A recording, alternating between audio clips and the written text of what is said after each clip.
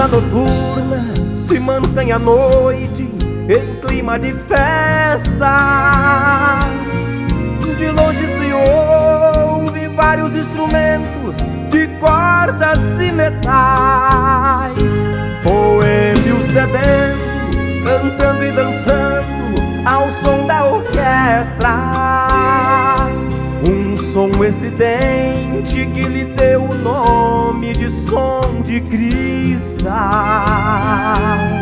A casa noturna, boate falada, lugar de má fama, com as portas abertas durante a noite, entra quem quiser.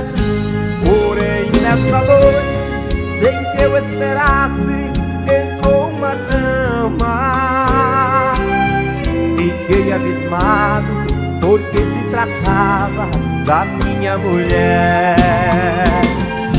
Ela se cansou de dormir sozinha, esperando por mim, e nessa noite resolveu dar fim na sua longa e maldita espera.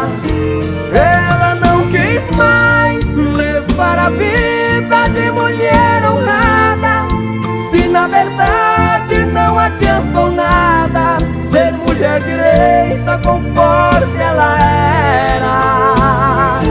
Ela decidiu abandonar o papel de esposa para viver entre as mariposas que fazem ponto naquele local.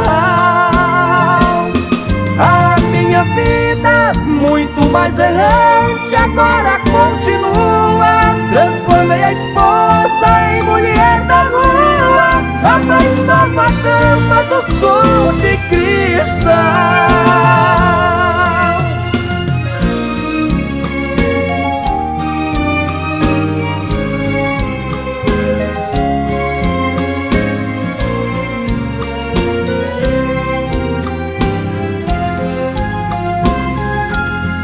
A casa noturna, boate falada, lugar de má fama, com as portas abertas durante a noite, entra quem quiser.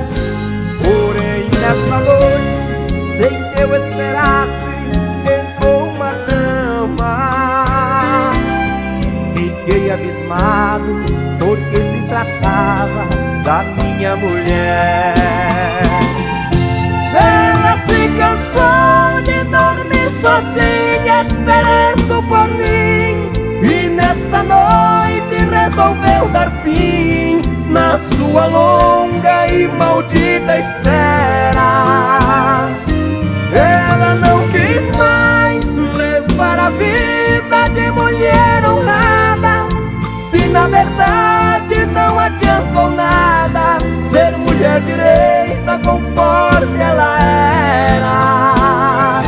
Ela decidiu abandonar o papel de esposa para viver entre as mariposas que fazem ponto naquele local.